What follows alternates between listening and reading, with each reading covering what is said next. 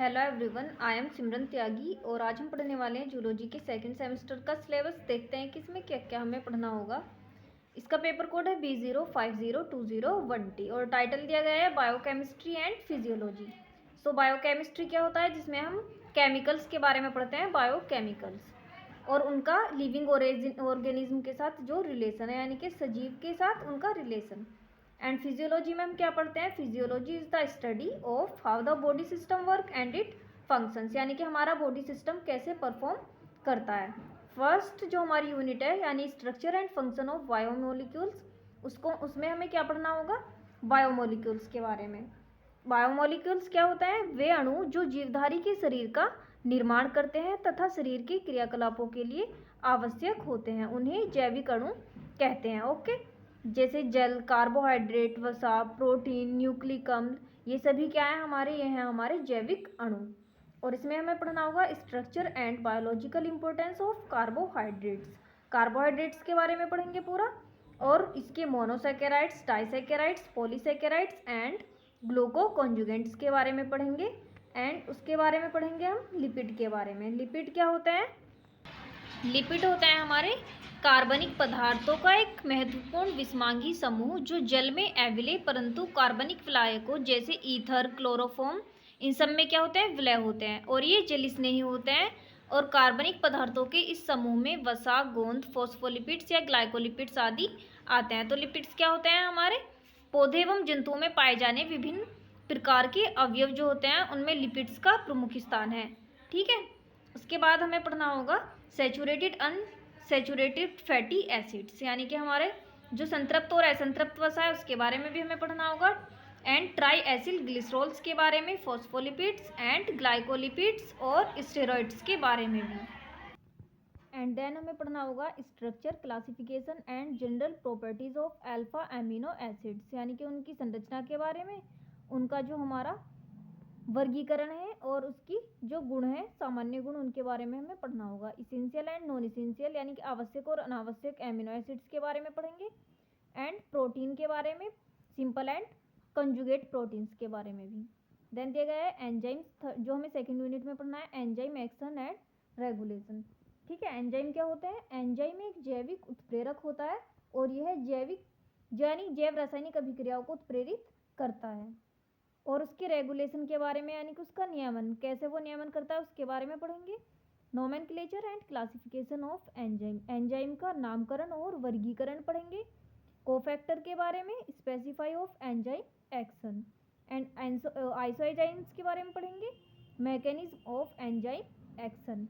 And enzyme kinetics के बारे में भी हम पढ़ेंगे सेकेंड यूनिट में। Factors affecting rate of enzyme catalysed reactions, equation of Michaelis and Menten, जो हमारा concept of Km and Vmax, यानी कि K minimum and V maximum का जो कंसेप्ट है वो पढ़ेंगे। एंजाइम इनहिबिशन और एंजाइम का इनहिबिशन पढ़ेंगे। Allosteric enzyme and their kinetics, regulation of enzyme action, enzymes के बारे में पढ़ेंगे पूरा। थर्ड यूनिट में हम पढ़ेंगे metabolism of carbohydrate and lipids, यानी कि लिपिड्स और जो हमारा कार्बोहाइड्रेट है उसके उपापचय के बारे में। तो मेटाबॉलिज्म क्या होता है, मेटाबॉलिज्म अगर हम आसान शब्दों में समझे तो मेटाबॉलिज्म जैसे कि हम जो भी भोजन करते हैं उस भोजन को एनर्जी के रूप में बदलने, नई कोशिकाओं के निर्माण करने और पुरानी कोशिकाओं को सुरक्षित बनाए रखने की प्रक्रिया को हम क्या बोलते हैं, उपापचय। इसमें हम पढ़ेंगे metabolism of carbohydrates, glycolysis, citric acid cycle and gluconeogenesis, phosphate pentose pathway and glycogenolysis and glycogenesis. Lipids के बारे में पढ़ेंगे, biosynthesis of palmitic acid, ketogenesis and beta oxidation and omega oxidation of saturated fatty acids, यानी कि जो हमारे संतृप्त जो फैटी एसिड्स हैं या वसा है उनके बारे में। And with even and odd number of carbon atoms, यानी कि कार्बन एटम्स के एवन एंड ओड नंबर के साथ। ठीक है, फोर्थ यूनिट में हमें पढ़ना होगा metabolism of proteins and nucleotides, nucleotides और जो प्रोटीन्स हैं उनके मेटाबॉलिज्म के बारे में। सो प्रोटीन्स का तो हमें पता है कि क्या होता है प्रोटीन्स, जो प्रोटीन्स और हमारे प्रोटीन्स क्या होता है, प्रोटीन्स यानी एनर्जी के लिए या शरीर की जो हमारे क्या होती है, शरीर की बढ़ने के लिए। ठीक है, यानी हमारे शरीर के निर्माण, वृद्धि, यानी कि शरीर में कोई भी टूट फूट हो उसकी मरम्मत के लिए, सब चीज़ों के लिए क्या है, हमारा प्रोटीन सहायक होता है। उसके बाद हम क्या पढ़ेंगे इसमें, हम पढ़ेंगे catabolism of amino acids, transamination and deamination, urea cycle के बारे में पढ़ेंगे, न्यूक्लियोटाइड्स एंड विटामिन के बारे में पढ़ेंगे, एंड पेप्टाइड लिंकेजेस के बारे में हम इसमें पढ़ेंगे। एंड फिफ्थ यूनिट में हम क्या पढ़ेंगे, फिफ्थ यूनिट में पढ़ेंगे digestion and respiration in humans, यानी कि पाचन और श्वसन मानव में जो होता है उसके बारे में पढ़ेंगे। तो इसके अंदर क्या दिया है, structural organisation and function of gastrointestinal tract and associated glands, यानी कि जो हमारी ग्रंथियां हैं उनके बारे में पढ़ेंगे। Mechanical and chemical digestion of food, यानी कि फूड का